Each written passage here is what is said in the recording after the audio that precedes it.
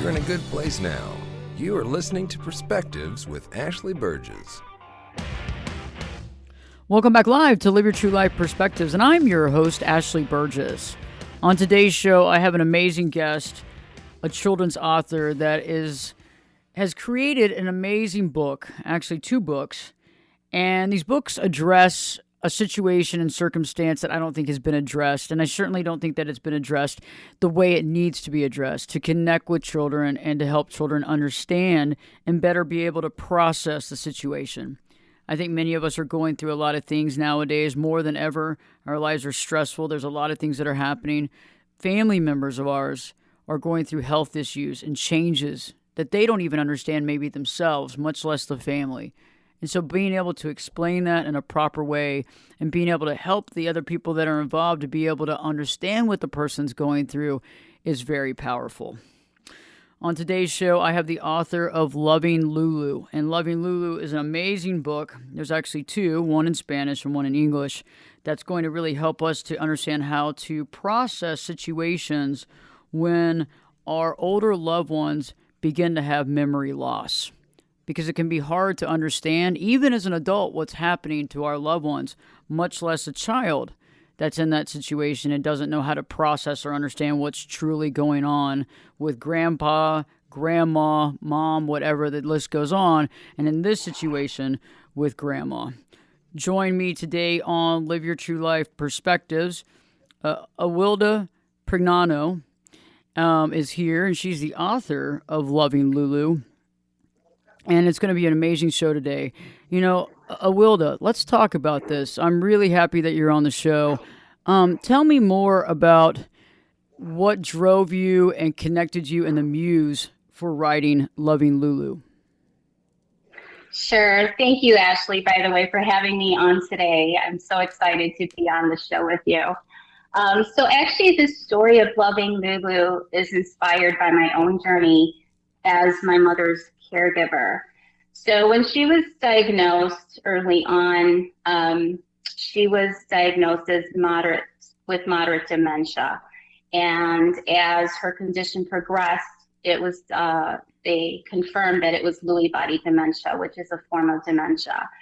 And so, you know, the bottom line, basically, her condition was progressing to a state where eventually she needed to be in assisted living because she was not able to be at home alone, and I still had to work. But although she was in the assisted living facility, I was still her caregiver. And, you know, the thing about with such a diagnosis, obviously it directly affects the individual who has the who's been diagnosed, but it's also a diagnosis for the family, because as a family, we all need to adjust to what's the new normal. And I know for myself, it was overwhelming to get this news. You know, I had to do some research, and just so that I would be able to understand the changes that I would be experiencing, because I have to tell you, Ashley, the hardest thing is to be seeing a person that you love so much just kind of deteriorate and fade away right in front of you. And, you know, the normal things that you're able to enjoy to do with a loved one, that all really changes, because the capacity for them to understand day to day, to participate in activities, everything changes.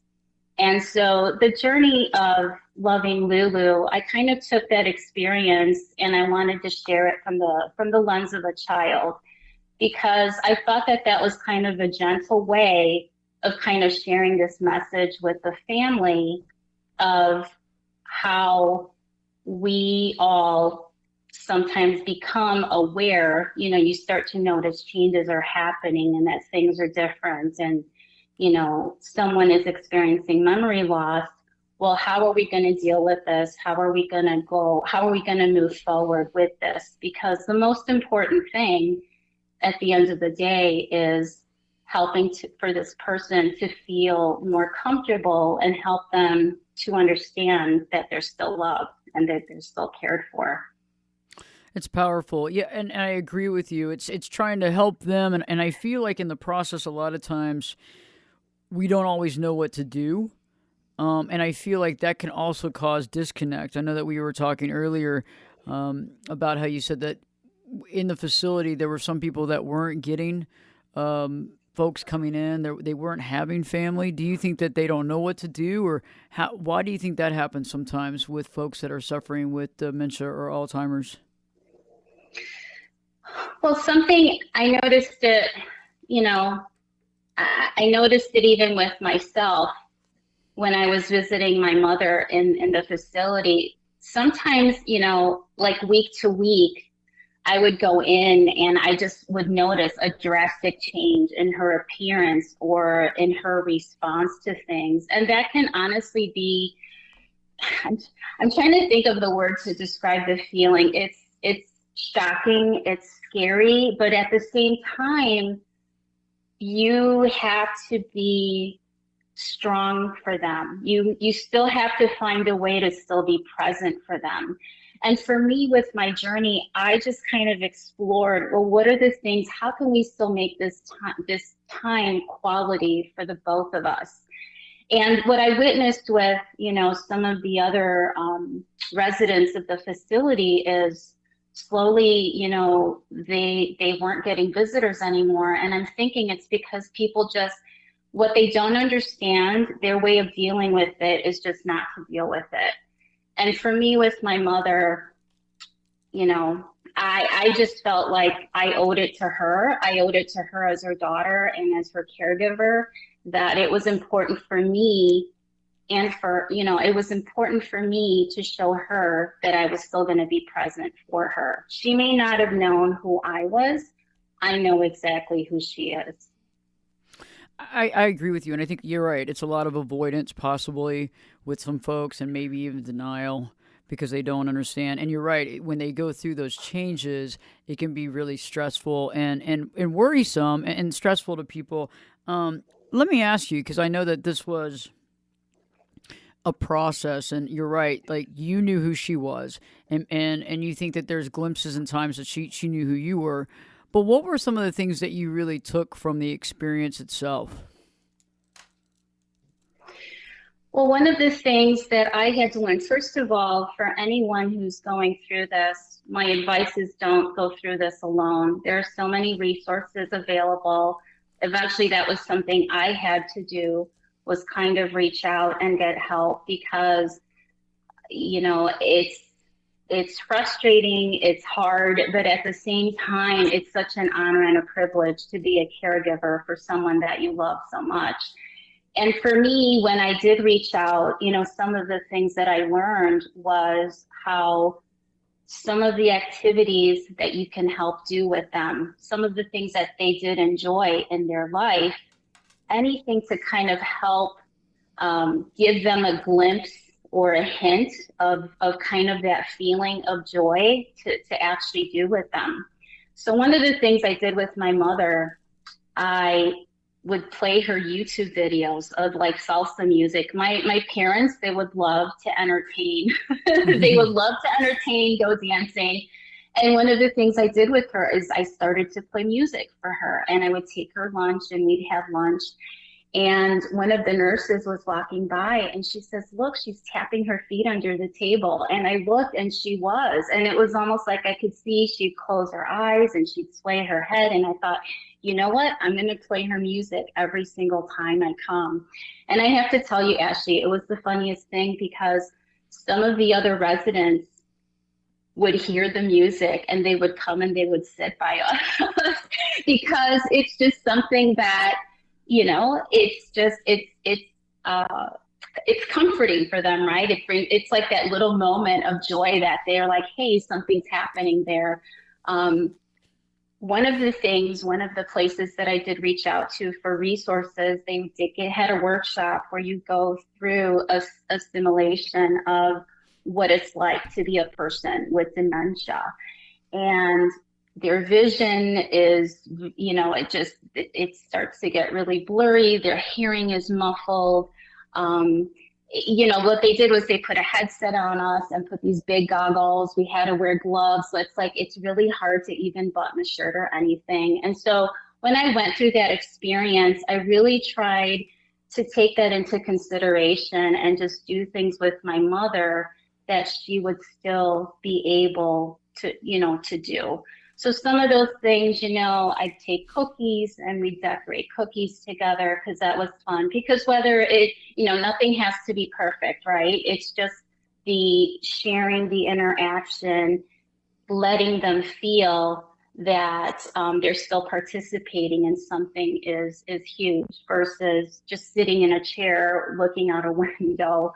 My mother used to love to read, and she wasn't obviously able to read anymore, but I would get things on audio that she could listen to. And, those are some things that she really did. And I had to do that in small bites, right? Because she wasn't able to listen to things for a long span of time. But just to do that in just small bites, I know that she really did enjoy those things. That's awesome. It's like bringing her that joy that she had throughout her life with the music. I love the music concept because I think music is a big connector. And I wonder, does that span memory? Because you know how deeply embedded music can be, right? It's almost like as deeply embedded as a smell, right? I think that those things are really powerful. Absolutely. It's, music, people, I think even you and I, if you think about moments in your life, you hear a song, you think about a high school dance, or you think about a party you went to, music and a lot of times you connect with like artists, right? If you hear something from somebody that you used to listen to a lot in your youth and you hear it again, it does help to trigger those little moments of bliss, and it takes you back. So music to me is the most powerful. But it's funny, like with food, because food, you're utilizing your vision, your touch, your smell, your taste. Food for me was the most interaction I would feel that I would get with my mom, because it was really utilizing all of those senses. One of the things, we just think of communication as speaking and listening, but communication can go so much beyond that. And one of the lessons of loving Lulu is learning how to express love in what we see, hear, and feel. So for me, I would try to have those moments with my mom and just make it about utilizing our sensory skills, because that is what she was able to still that was something that she was able to still utilize when she couldn't necessarily speak or be able to express herself through spoken words. It's powerful. When we return, we're going to be talking more about the concept of see, hear, and feel. We'll be talking more about loving Lulu and walking through the book and understanding, because the book is going to really help us. It's going to help also children be able to understand what's happening to their elders. And I love the powerful, real life story that Awilda has gone through to be able to bring this to our reality. So we have more coming up, so stay tuned. Live Your True Life Perspectives with me, your host, Ashley Burgess, will be back in. I'll be back this time. I'll be back this time in 2 shakes.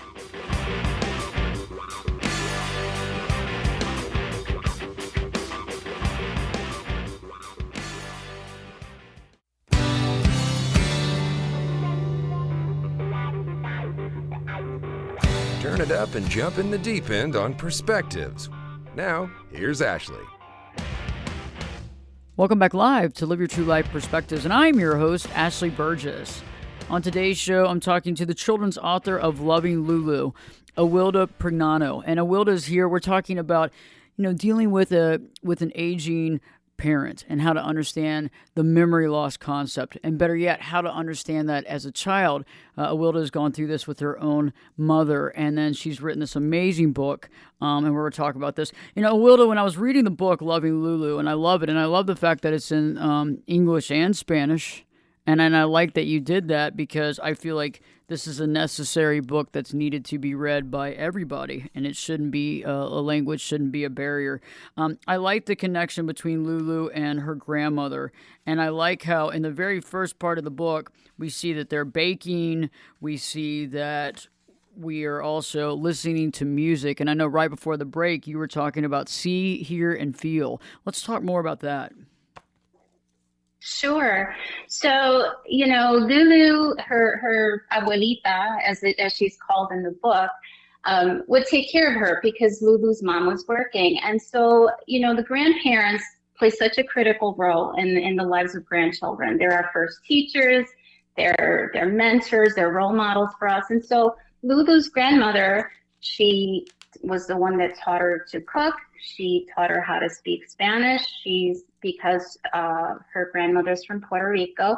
I always envisioned this little character to be bilingual. So that's why the English book has those little sprinkles of Spanish words, because I wanted to kind of incorporate that in there. And everything her grandma did, her grandma took care of children. So she taught Lulu the lesson of how important it is to care for others. And so obviously, as children, you may not completely understand what's happening around you, but you start to notice when things are different, right? Especially when it affects a loved one.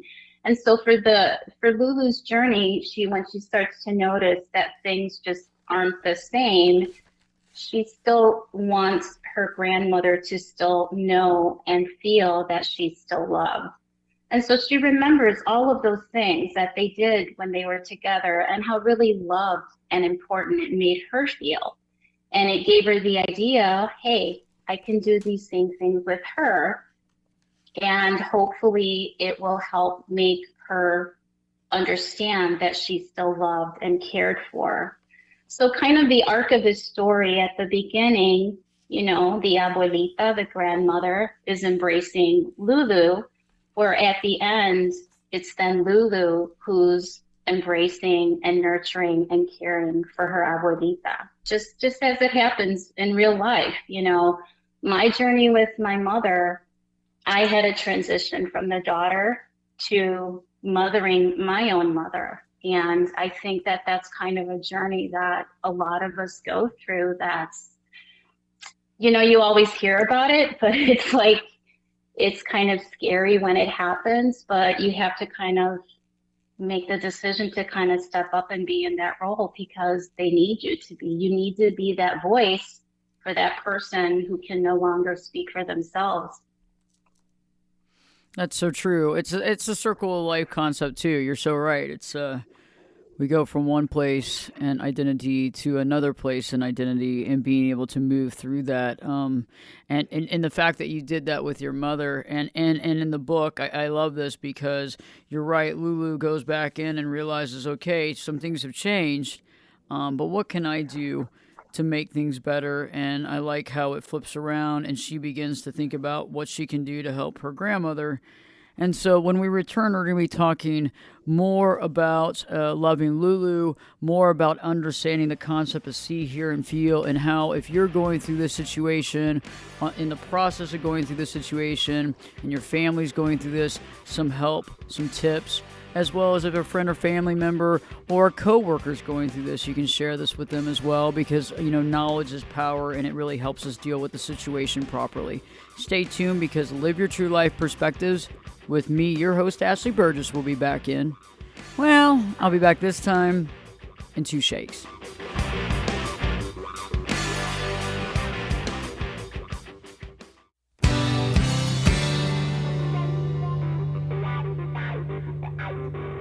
This is Jake Busey, and you're listening to Perspectives with Ashley Burgess.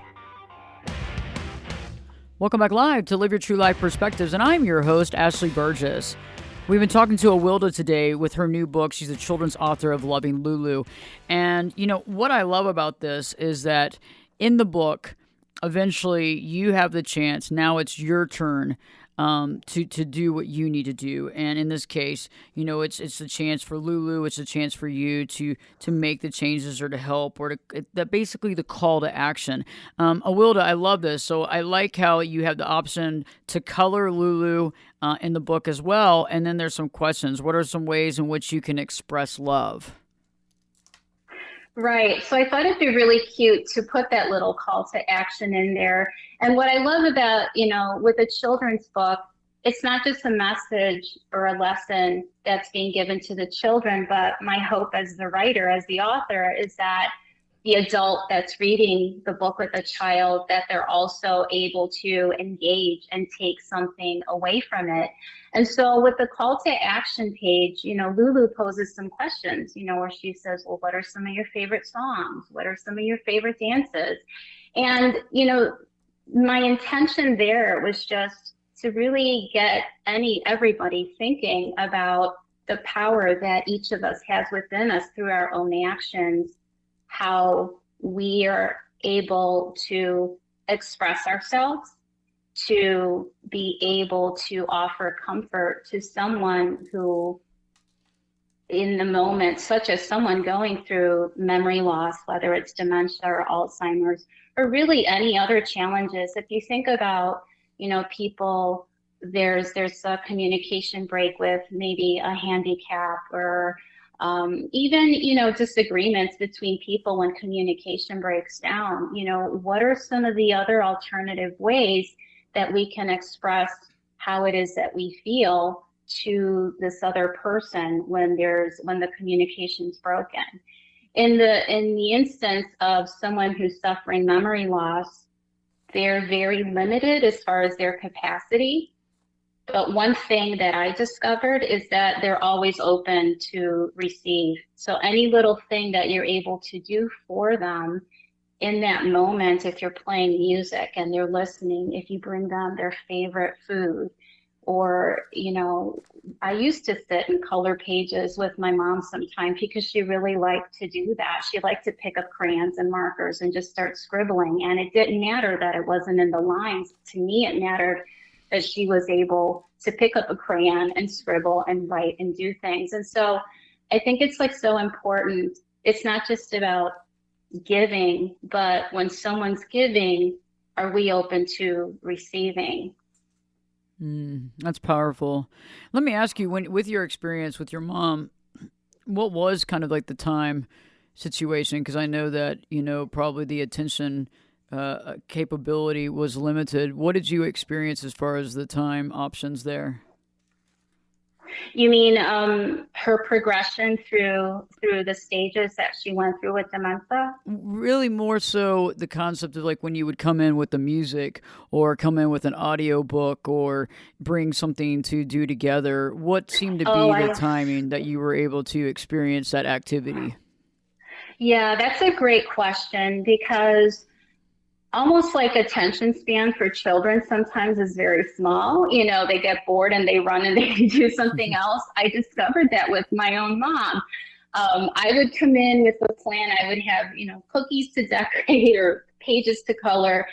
And sometimes she'd be wanting to sit there the whole hour and be working on it. And then a few other times she was like, no, I'm bored, I'm done, and would want to go do something else or would want to just stand up and go for a walk. And it was fine, because for me, it was just more important for me that I was there for her. So it wasn't about, what I wanted to do in that moment. For me, it was just about what was she feeling? What was she wanting to do? How was she responding? So the attention span, it could just be very sporadic. It went from, being able to do things for a few minutes to sometimes, music for my mom was her favorite thing. We could be listening to music the entire time I was there for my visit.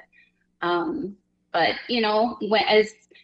as much as she could, I would take walks with her as much as she could. She wouldn't want to sit in front of a TV and watch. To her, that was boring. But, doing other activities, she would love that. I like this concept, the call to action concept in the book, and I like that it's what are favorite songs to sing, favorite music, dancing, food, plants, flowers. Because you're right. It's like whatever you can do to kind of bring back, whether that's a memory or just a happy feeling or a carefree feeling or a feeling of familiarity, whatever that was or whatever that is, that's pretty powerful. And I'm assuming, yes, at the memory care clinic, I'm sure that you saw, I guess y'all kind of had other people join maybe sometimes or come in the room or what have you. Did you experience that where other people were like, wow, there's a lot going on in here, or other people gravitated to what you were doing? Yes. So the facility that she was at, I mean, there was a general area that they did their activities and had their meals and things, but they also had like little nooks where when families came, you could sit in like a little nook and just try to have like a visit. But it was big enough where if others wanted to sit and join. And I did notice that when I would start to play music, I mean, I wasn't playing it loud enough for everybody on the floor to hear.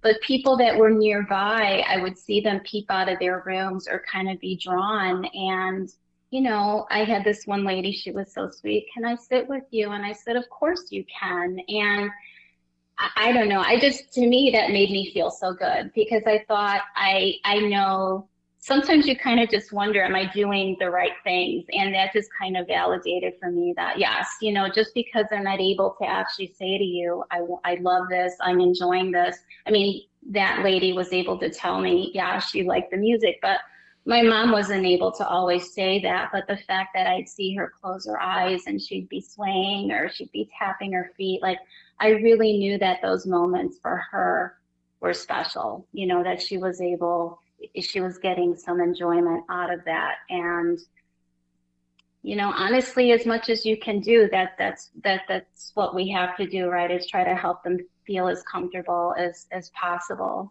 And I think that all of us have that power within us, no matter how old you are, through our own actions, is just to be able to provide those little moments of joy and comfort in what we do. And I like your concept of being able to have and show different ways to show love. I think that sometimes in any relationship, even with a family member or a friend or a spouse or significant other that's not going through these types of challenges, it can be hard for us to kind of realize, or maybe it's not hard. Maybe we have to get kind of out of our own way to see what someone else needs or what someone else kind of assimilates, as love. And when you think about like love languages and stuff like that, it could be an act of service, or it could be making somebody their favorite food. And a lot of times we don't ever get out of our own love language to really identify what is something that really connects with that person. And that's why I love this book so much, is that we see the interaction between Lulu and her grandmother, and we see what the grandmother did, and then Lulu has not just the intelligence, but also the kind of the empathy and the wherewithal to say, okay, if I enjoyed doing this and she enjoyed doing this for me, I could enjoy doing that for her. Absolutely. It brings me back exactly what you said when I was growing up. I think most of us girls, if you really think about it, kind of especially your teen years, the relationship between mothers and daughters are a little complicated. And I can remember in my own experience, my mom and I, sometimes it was hard to kind of say things like, I love you to each other. But my mother's way to express love through us was through her cooking, was through her food. And I remember speaking to one of my counselors at school once, and I was kind of sharing this, that we were just kind of experiencing this communication block. And she was just like, well, what are some of the things? And she says, that's what she's doing. She's expressing love to you through her cooking. That's her way of showing love. And the lesson that I got from that, honestly, was just to be more attentive to other people, because sometimes it's hard for people to verbally express what it is they really feel, but it's easier for them to express it within their actions. So the thing about, if that's the way you know how to give love, is through cooking or through art or through, any other activity that you do, is the person that's on the receiving end, are they really aware that that's the message that you're trying to give? Are they open to receiving that? And I think about that. I think about a lot of times when relationships when there's a grudge or there's miscommunication or something. It's just like, I think it's so important that both sides be open to obviously giving and expressing that message, but is that person open to receiving it and understanding that that's what the intent is? Powerful. And you're right. And that's where we have a lot of challenges with relationships. And, because of the thoughts in our own head, our own way of seeing things, sometimes maybe some limited belief system, or some assumptions, and I feel like that's definitely part of it. And you're right. It's interesting how when you start getting out of your own way and you start looking at other people's situations and you start understanding how they process or how they show love, it can be very powerful. And I feel like, especially in this situation, being able to connect and being able to, I don't know, be able to kind of take yourself out of your own situation and figure out what's best for that individual. And I like what you said about the cooking concept. It's like the person that's cooking for you is cooking for you to show you love. And I'm not a really a cook at all, so I definitely don't do a lot of that. Even though I would like to, and I'm really great at takeout, but and I can put it in my own plates and stuff like that and make it look good. But I do feel we all have our way of expressing. One of the things that I think is so neat is that you are actually giving some of the proceeds from the book Loving Lulu to an organization. And tell me more about that organization that you're working with. Sure. So my parents were always very generous. They were always open to helping and giving and supporting charities as much as possible. So it was really important for me when I did create this book that I wanted to honor them by also being able to give back with this book. And so the organization that I chose is the Lewy Body Dementia organization. That was the diagnosis that my mother received. And the organization was one that I actually turned to for some resources, for some help when I was looking for answers and to better understand. And so I committed to a portion of the proceeds from the sales of both Loving Lulu and Lulu Amorosa. Lulu Amorosa is the Spanish version.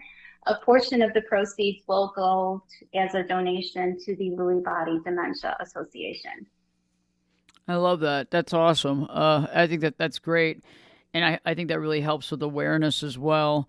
If somebody's looking for the book or looking to learn more about, your writings or where to find the book or more information about the situation you went through, where are some avenues that people could go? Sure. So Loving Lulu, Lulu's on social media. So our website is lovinglulustories.com.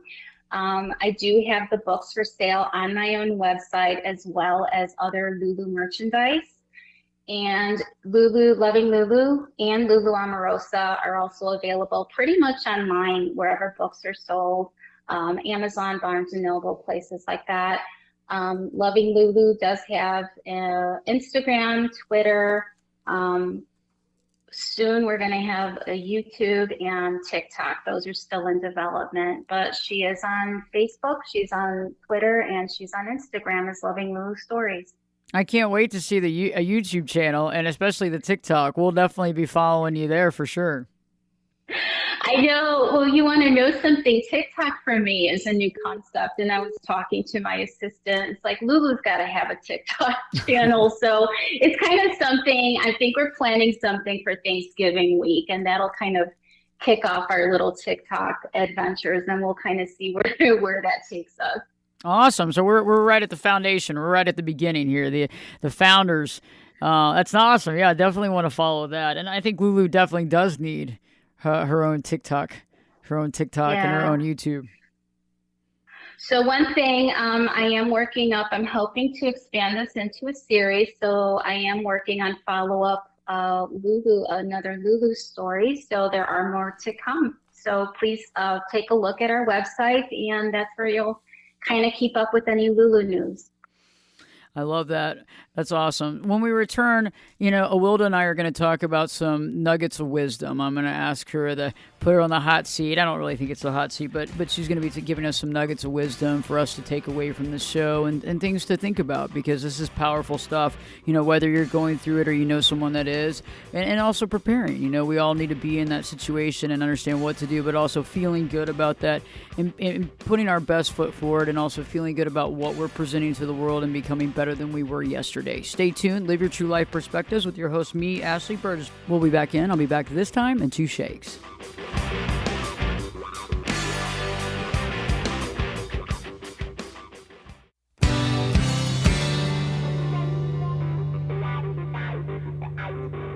Get in here. You're listening to Perspectives with Ashley Burgess. Welcome back live to Live Your True Life Perspectives, and I'm your host, Ashley Burgess. If you've been following the show so far, you know that I'm here with children's author of Loving Lulu, Awilda. Awilda, it has been a pleasure having you on, and at this time, it's the time that I ask my amazing guest for some nuggets of wisdom, some things besides this entire show that we can take with us, some things that you really want our listeners to hear that really connect to your heart. Sure. What I can share just through my own experience is that don't be afraid of the things that you don't completely understand. There are so many resources out there that are there to help you and that are there completely free most of the time. So don't be afraid to reach out. Don't think that you have to go through this journey all by yourself, because there are other groups. And I found when I was able to be surrounded by people who were going through the same thing that I was, who can understand those moments of anger, frustration, but also that, that this is the most important job that we have to do, is to take care of our parents in their later years. That support was huge for me. And I would also like to say, don't forget about your own self-care in those moments, because sometimes you can just so easily get so burned out and exhausted, emotionally drained with this whole experience, because the hardest thing to experience is watching someone you love really lose the joy out of them, really kind of become this person that you don't even recognize anymore. So just take it, step by step. It is a process and it's not easy, but anything that's worth it, it's sometimes it's not easy, right? You have to kind of see it through. So just remember that this person is still important, is still valuable. You love them, and that'll kind of help you through that journey. That's powerful words.